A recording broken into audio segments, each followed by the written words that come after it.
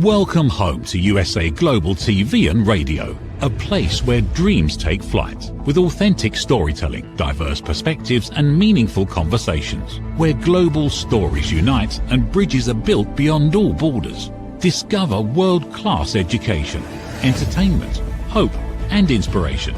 Together, we're building bridges worldwide. Subscribe to our channel, USA Global TV. Download our app, USA Global TV. Be our guest or join our team. Visit usaglobaltv.com. Thanks to our founder and executive producer, Dr. Jacalyn Kerbeck. Music score by Yeffy Tang from Cloud Road Music. Voiceover artist Mike Porter. Creative direction by Paul Garcia. USA Global TV and Radio. Your home for global connection. All rights reserved. This video and its contents are the exclusive property of USA Global TV and Radio. Unauthorized use, duplication or redistribution in any form is strictly prohibited. $10,000. What does $10,000 mean to you? Upgrade your car? Home repairs? Trying to think of some other things. School for your kids? Nice vacation? $10,000. For most of us, that's a big deal. That's a lot of money. And for some people, that's the difference between being able to pay their mortgage, being able to pay their rent, being able to go to a doctor, being able to eat, all the things that are necessities in life. So we're going to talk about how I almost got scammed, and I never imagined that I would almost, not quite, but almost fall victim to a scam. And I could see how it happens to a lot of people. So I want to welcome everybody to You as a Whole, Body, Mind, and Soul. Justin Merigliani here on a Monday night. Great to have you. Hopefully people will join the chat. Let us know what your thoughts are. So this is about 2 weeks ago. And 2 weeks ago, I was in the middle of a lot of things. I had my wisdom tooth pulled out, a lot of pain, and it was just the stitches in, and it was just not feeling good. And I had swollen glands. I had a sinus infection, and a lot of stuff going on at the same time. I had work things to get done. I had things to get done, post divorce and post selling the house to try to get my life back under control. And I got a phone call from a private line, and I don't pick up calls unless I know who it is. But when it's a private line, I'm always worried that it's a hospital saying somebody's been hurt, somebody's sick. And I just don't want to take the chance. So I did pick it up. And the person on the other line told me that I was in contempt of court because I missed jury duty. I didn't show up for grand jury duty. And I said, well, when was the letter sent? See, I hadn't heard about this scam yet. I heard about it later.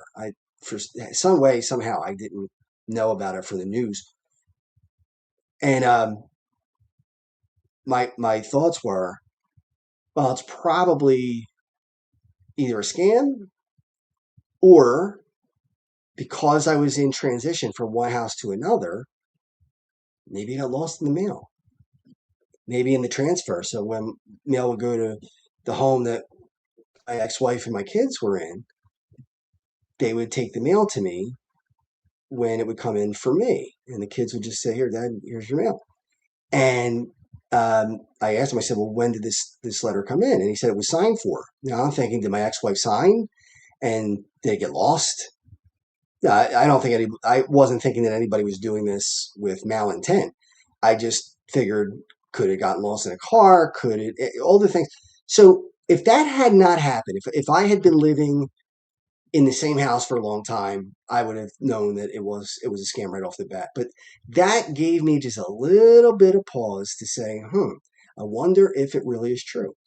So I said to the quote officer, the fake sheriff, I said, how do I know this is not a scam? That was the first thing I said. I said, how do I know this is real or not?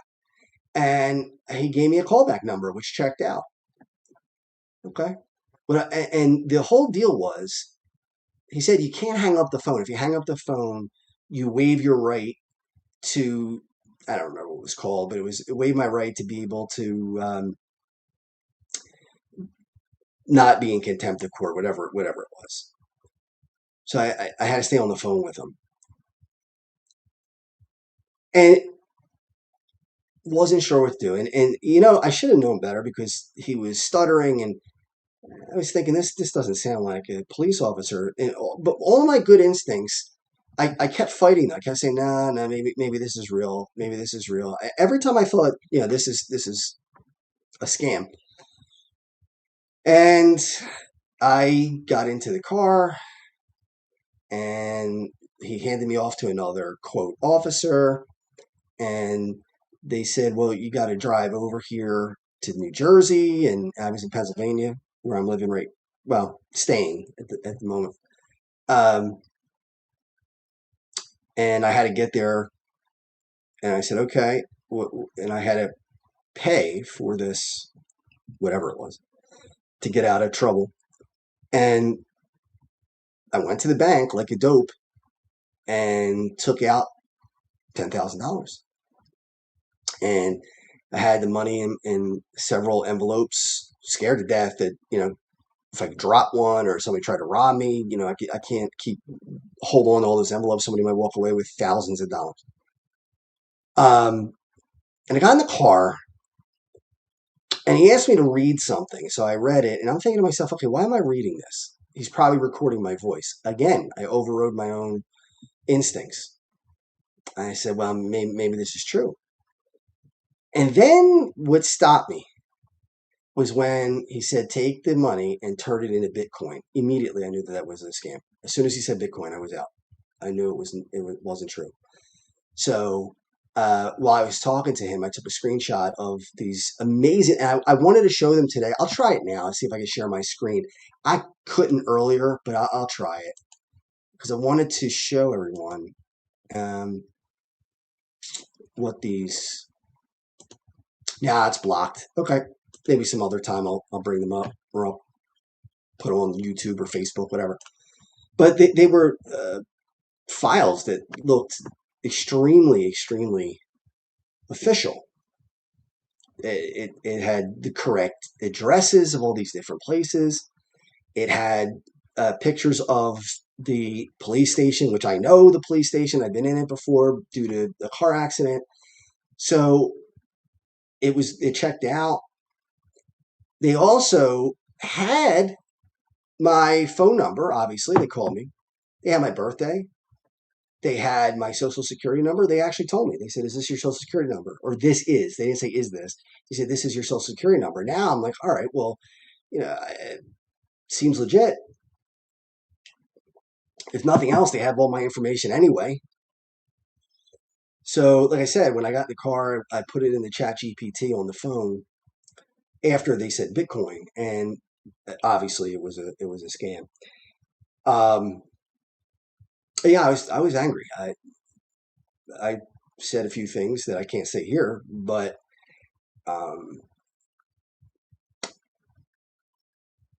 I was embarrassed, and as I'm telling you this, I'm embarrassed because I'm a kid who grew up in South Philadelphia on the street. I wasn't, you know, roaming the streets day and night, but I lived in a place where you got to be street smart, at least to an extent.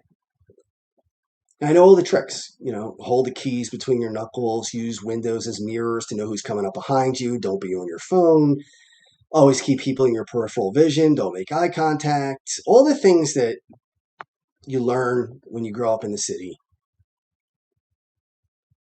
And it's not like I'm not educated. I have a master's degree in education. Not a genius, but not stupid either. And yet, with all that, with the street smarts and the education, all that, and I almost got taken for $10,000. Now, some people might say, "Well, yeah, but you figured it out before." And that's not the point. I wasted an hour. I took the money out, which I still can't believe I did that. But my point is, if it can happen to me, it can happen to anybody. It happens all the time. And it usually happens when, I'm going to do a show on this later. I'm learning so much about the central nervous system, how it works, and how sometimes it doesn't work.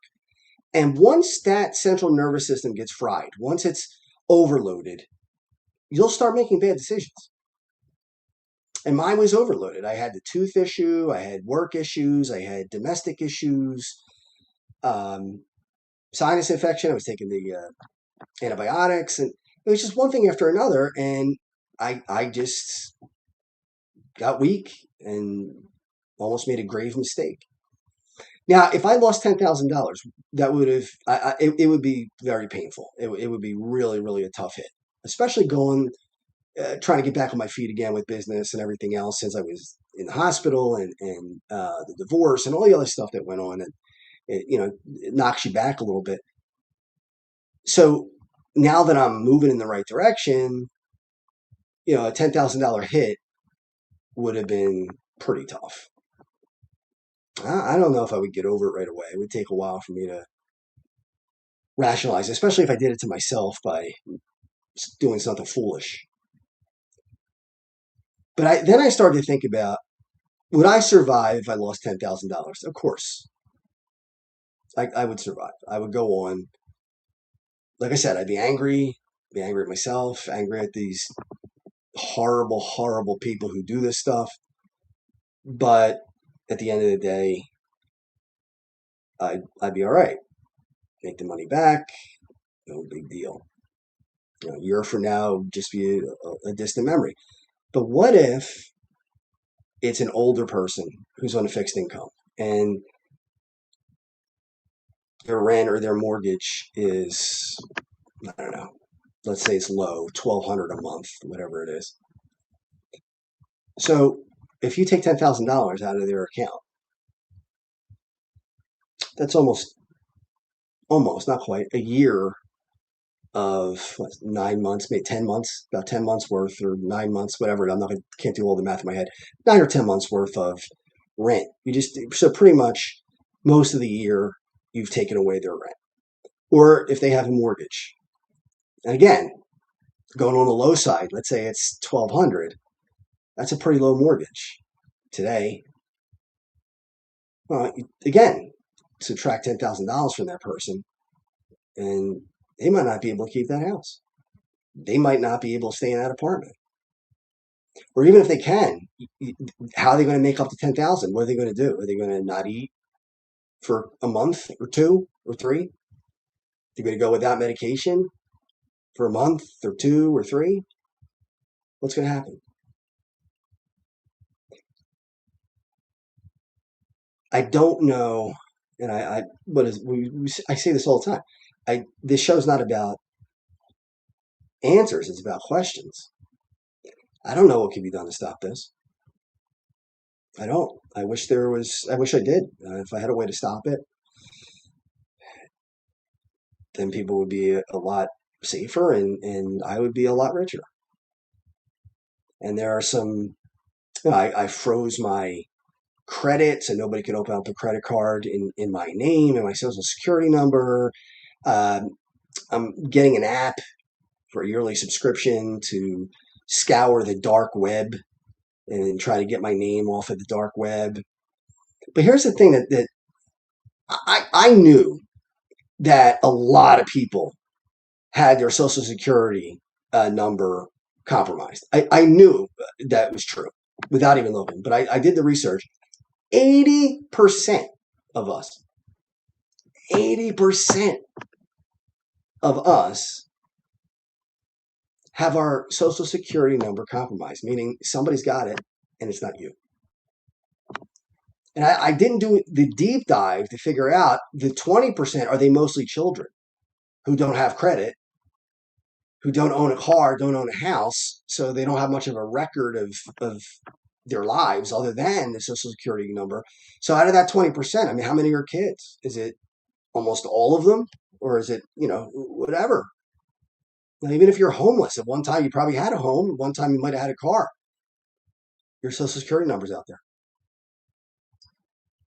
And I don't know much about the dark web. I have friends who do. It's just not my area of expertise, and it's not something that I have time to learn. It's interesting, but not enough to take away business time or family time or anything like that. Excuse me. But I don't know, can somebody come up with a way that we could stop this? I mean, I called the FBI, told them about it, called the police, told them about it. What can they do? Can't hunt these people down that I know of. They probably have burner phones and everything else. But there's gotta be something that will be done. I hope maybe somebody smarter than me will come up with an app or come up with a program or something where it'll shut this down somehow. I don't know how that would work. I did see there's a guy, I can't remember his name now, but he's been on YouTube for a long time, and he purposely gets scammed. He has scammers call him, or I don't know how he does it, but and he's gone as far as learning languages from around the world. So let's say it was Pakistan. Um, he can tell what they're saying when they're talking about him and how they're going to um, take over his account, whatever it is. And he just sits there, and while they're trying to scam him, he lets them go get onto his computer. And he goes into their computer and they don't know it, and he wipes out all their accounts, all of the files that they painstakingly got from uh, scamming people and also purchasing them on the dark web. And he wipes out thousands and thousands and thousands of files. And I mean, they go ballistic. They're screaming and yelling, and um, I think it's great. I think it's great. I think we need more people to do that. The problem is how difficult it is to get to that level of skill. To be able to do that is not that easy. You can't say, well, I'm going to learn that in 5 days. It doesn't work that way. You have to really be good at coding and cybersecurity, all the things that will allow you to do that. Um, I think it goes again, and look, I make my money teaching computer programs. I make my money working with AI. I'm not trying to be a huckster, but you got to learn AI. You have to, because if I didn't learn AI, I might not have even thought to put the screenshots that I can't show you today. Would not have even thought to put them in ChatGPT and ask, is this legitimate or is this a scam? Now, granted, Bitcoin would have clinched it for me. When he said Bitcoin, I was done. I knew that there's no way that a police station would ask for Bitcoin. And also drop it off at a kiosk. As soon as I heard that, I'm like, all right, this is garbage. But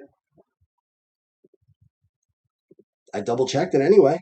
Went on to ChatGPT and it confirmed what I thought. And then I told him pretty much to go pound sand. Now, some people will say to me, well, the reason why this happened was you because of AI. Because of AI. So AI was the way they were able to scam you. AI was the way they were able to set you up. AI was the way they created all these realistic documents. Yeah, it's true. It's true. But they got it. They're not going to be. It's not going to go away. You're not going to be able to say, well, you know what? I don't like AI because AI allows people to be thieves and allows people to do all these things. Yeah, it does, and that's terrible. But you got to arm yourself. Why would you want them to have all the power and you not have that power? So, again, you have to take the things you don't like about any technology whatever it is.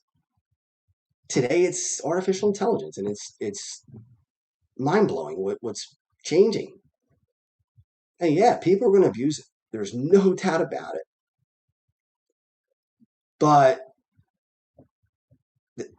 you have opportunity to combat that by making yourself knowledgeable with AI. You'll be able to put these documents into whatever you use, Claude or ChatGPT, whatever it is, and you can see what you think. And older people, it's probably even more important. It's getting harder to decide what's real and what's not. It really is, and I'm saying that as somebody who knows AI pretty well. I'm now getting into machine learning, which is a whole nother thing. But every once in a while, I see something I have no idea if it's real or not. I have to look it up in other places. All right, so I hope somebody will chat in and let us know what your thoughts are, what you think can be done, and if you've ever been in this position before. Hopefully not. And we'll continue on after this. What if many of the problems we associate with aging are not random? What if there are identifiable causes behind declining energy, chronic disease, and memory problems? We have been told that aging is simply something we must accept, that slowing down is normal, that growing older means growing weaker. But what if that's only part of the story? Why do some people remain active and engaged well into their later years? Why do others struggle with disease, fatigue, and declining health? What is happening beneath the surface? What processes drive aging? In Aging Sucks, researcher, educator, and author Red O'Loughlin explores what researchers have discovered about why we grow older. No medical degree required, no confusing jargon, just clear explanations of what researchers have discovered about the processes that influence aging.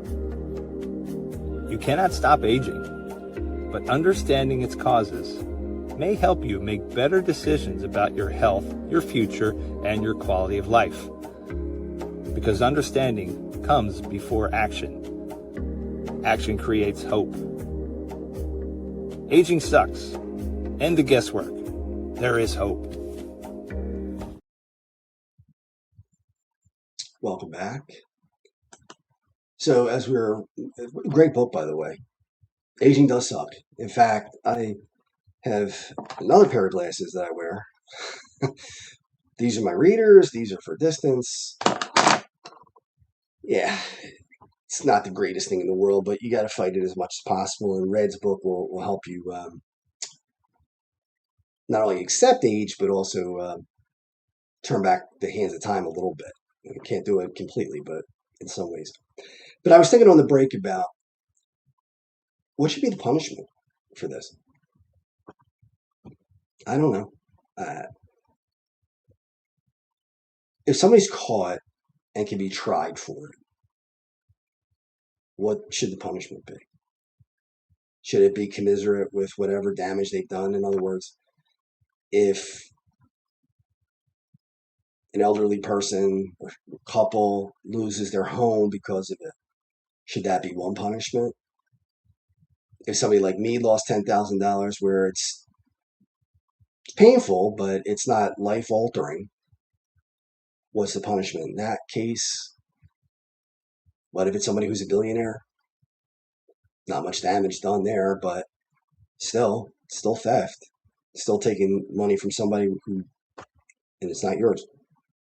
What should the punishment be? And how would you even enforce it? I have no idea. And it's not just, I said earlier about the guy who scams scammers. And most of those scams that he has are in other countries. But there's some right here in the U.S. In fact, the people that I talked to on the phone didn't have any accent at all. They sounded just like anybody else.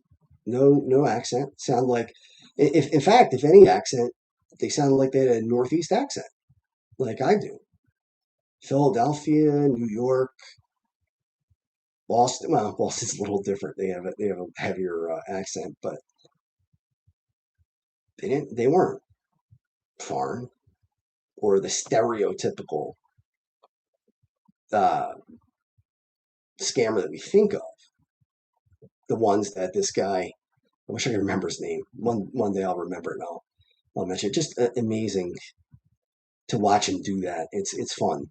It really is fun to see them get a taste of what it's like. The hours and hours that they put in to do that, and he goes in and just wipes out their files in 30 seconds. And they're devastated. To me, that's extremely satisfying to see that. I've watched many of his videos, and I every time I'm thrilled that he does it. Part of me wishes that I had the time and the patience and the aptitude to do the same thing, because I would take so much pleasure in doing that. I really would. And maybe there's a little bit of a not because of this situation, because I didn't get burned. I almost got burned, almost got scammed. But for everybody who's gotten scammed, and for everybody who has been hurt by this kind of thing, you could call it whatever you want. You could call it revenge. That's fine. So be it. Yeah, I would like to get revenge. I think that's, in this case, legitimate. That's justice in this case. Now, I thought when I went and looked everything over, I talked to the people at the bank and talked to them about what would have happened if I had given out the $10,000. And they said, well, it would just be gone. There's nothing you could do. If it was on a credit card or something like that, then yeah, you could stop it. But if it's cash that you took out of the bank, now if they got into my bank account, that's a different story. Then yeah, I would be protected. But if I took out the cash and gave it to them, that's it. It's gone. So when I called the police station, they said, you're about the 10th person to call us this week. And she said, unfortunately, 7 of them or so, 6, 7, 8, whatever it was, they were scammed, and they did pay the money, and they were out at whatever, 10,000, 5,000, whatever it was. And she said that what's sad is that that's it. There's no recourse. There's no way to get that money back. So then I started thinking, is there a way that a fund could be set up for people who are in that position, for people who were scammed? And I'm not talking about people like for me, if I got scammed, I'm not in a position where I would need to be bailed out. But what if I were on a fixed income? What if I were elderly? What if I did have, and I do, I have kids going into college. I mean, $10,000 is a big deal. So maybe I would be a beneficiary of this. But in any event, what I was thinking was, could there be a fund where, and you'd have to have a tremendous amount of scrutiny to know if people were really defrauded or not. There would have to be some way to vet everyone and find out if they're not scamming the system. But should there be a fund out there where if people are hurt by this, there's some way that they can get some of their money back? Again, if it's somebody who's on a fixed income with a mortgage or a rent that is, $15,000 for the year, let's say, to keep it simple. So 15 grand, and you take $10,000 away, well, you just took away most of their money for shelter. They only have 5,000 left. They got to make that up somehow. And again, as I said in the beginning, how they make it up? Do they sell off what they have? Do they go without food, medicine?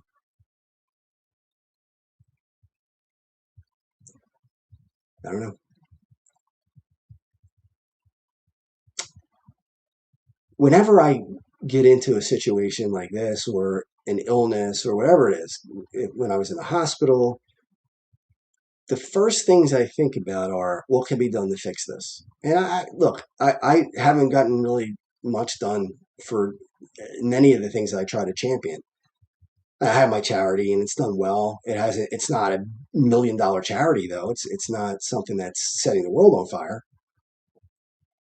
Happy about it, making a little difference, not a huge difference. I would love to make a huge difference. But whatever it is, whenever I have an injury or sickness or something goes wrong, my first instinct is, what can I do to make this not happen for anyone else?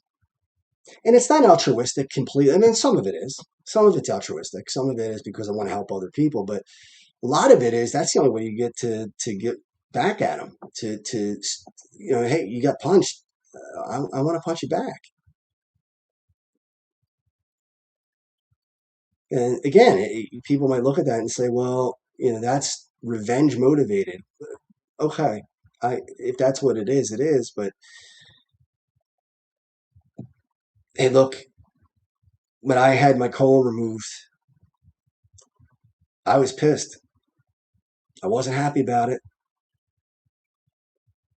And yeah, I was mad at the disease. I was mad at the situation. And that's why the charity happened, because I wanted revenge. I was going to beat up my colon. I mean, it wasn't like there was anybody to hit or anybody to fight or anybody. But I knew that if I started the charity and got involved with people with Crohn's and colitis and ostomies, that would be my way of telling the disease to do, what. And again, in this case, I think the end justifies the means. Part of it was out of anger.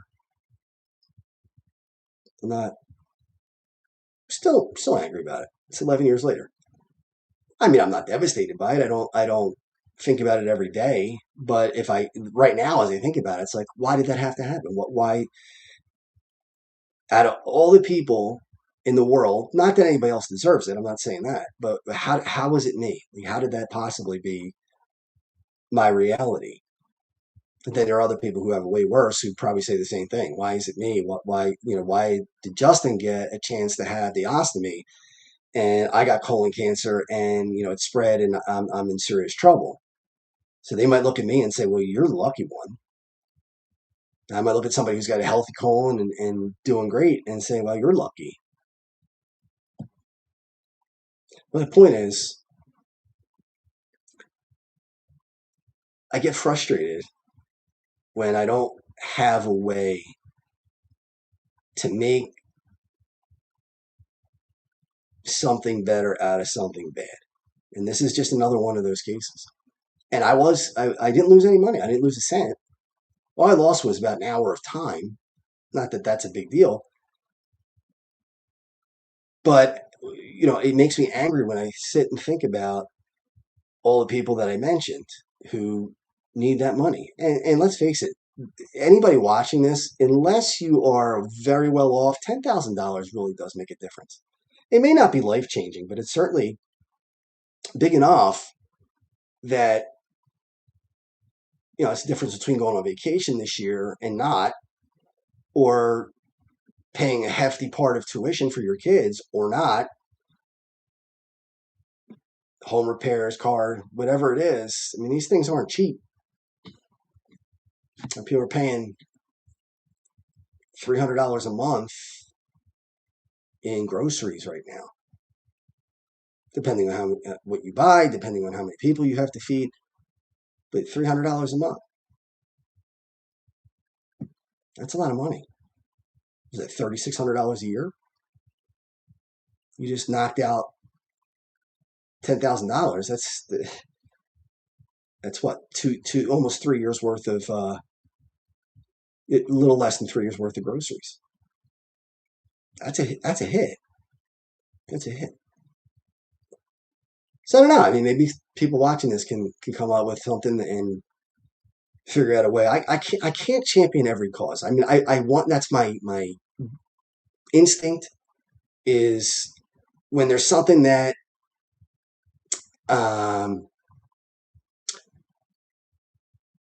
has affected me in some way or another, I want to do something about it.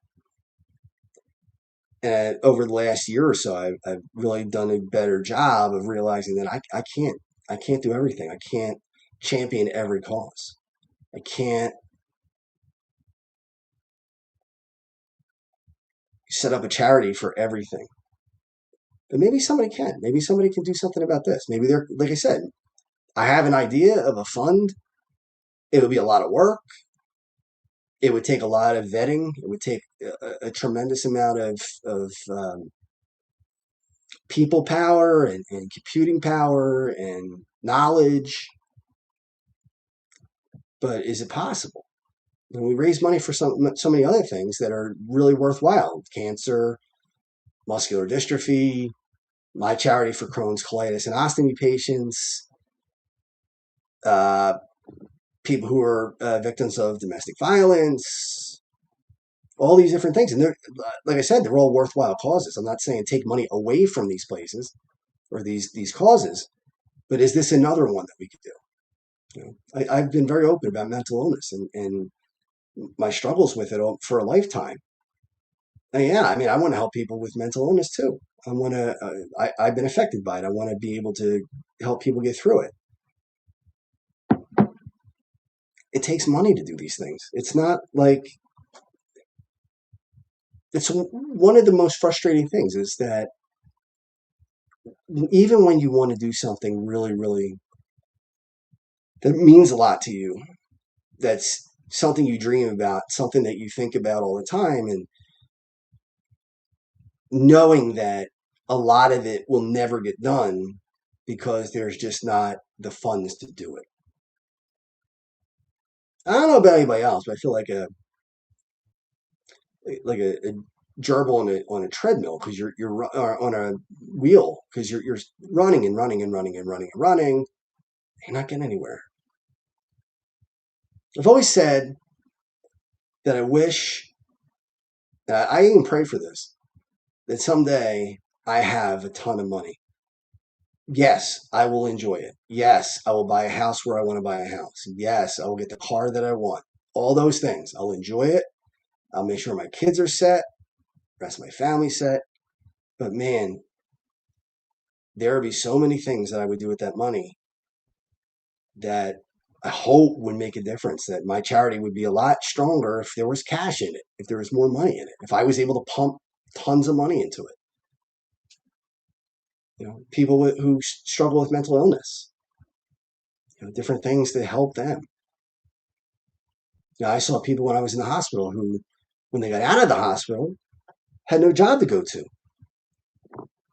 And here's somebody who's struggling with depression, anxiety, whatever it is, and they're being treated for it. But once they're treated for it, they don't have a job to go to. So what do? They go back to their house and hope they don't get foreclosed or they don't get evicted. You got to scramble to try to find something. What if we had a fund that helped these people? Again, I'm not saying that I can do it. Yeah, I'd certainly be willing to help people who could do it. I can't champion every cause. And this is just another one. People who get scammed. People who, I can't imagine what it would be like to look at my kids and say, I can't feed you because some moron scammed me and took the money that I need to feed you. I mean, how does that, how, it's repulsive. So, two things. One, I wish I could show you the file so you could see what they look like to avoid that type of thing. But one is do your best to not get in that situation because it can happen to anybody. It really can. So arm yourself with the things you need. Social media, watch the news, AI, use tools that are going to make it easier. And then number two, what can be done for people who are in a position where this has damaged them beyond repair or to the point where they have to make some really, really tough decisions. Like, will I eat tonight or will I not eat tonight? So be careful, be aware. I know it's frustrating. I'm frustrated. They didn't get the money. And maybe the good thing about it is this show tonight, that I'm able to share this with you and save somebody else from possibly making a mistake that could be really costly. Thank you, everyone, for joining us here on You as a Whole, Body, Mind, and Soul. This is USA Global TV and Radio, and join us for all kinds of different programming.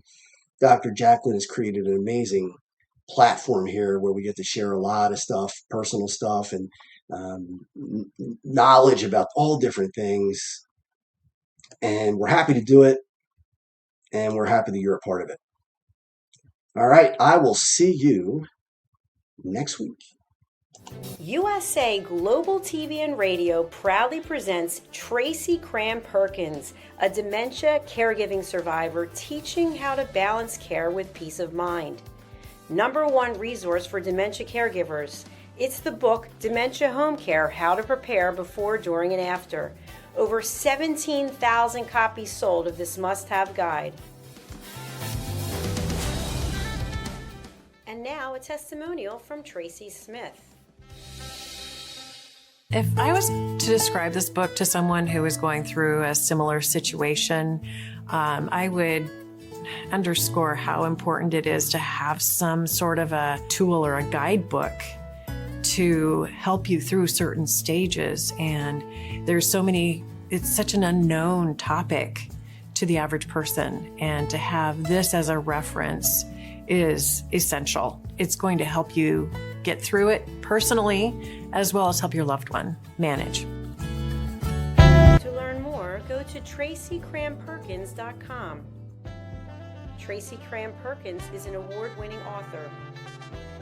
She's also the host of Dementia Home Care television show.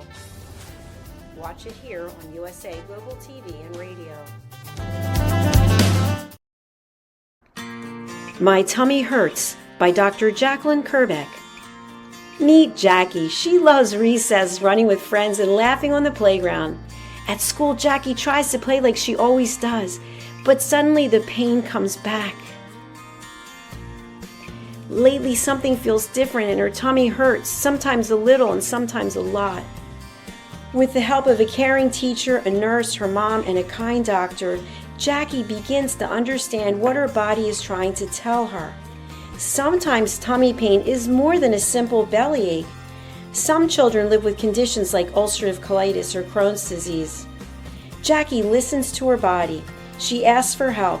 She knows she's not alone. And Jackie finds her way back to running, laughing, and being herself. My Tummy Hurts, a kid's guide to bellyaches and bathroom troubles by Dr. Jacalyn Kerbeck, available on Amazon and in fine bookstores around the world. Thank you, viewers and listeners of US.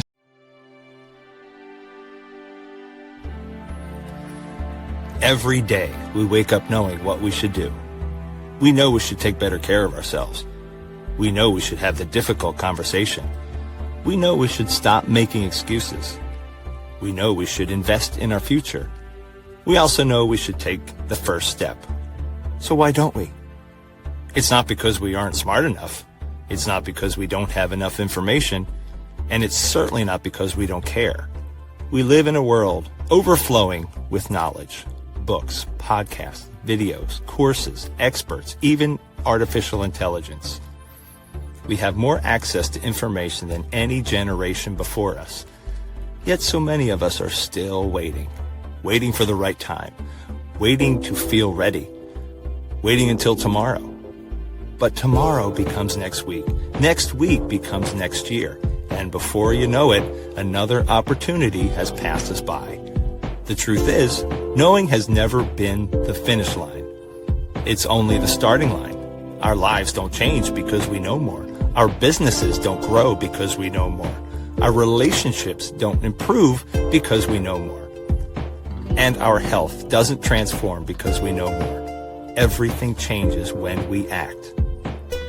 When we choose courage over comfort, progress over perfection, action over intention. The question isn't, what else do we need to know? The question is, what are we going to do with what we already know? Stop. Why Knowing Isn't Enough by Dr. Jacalyn Kerbeck. Because knowing opens the door. Action changes your life. Available September 2026.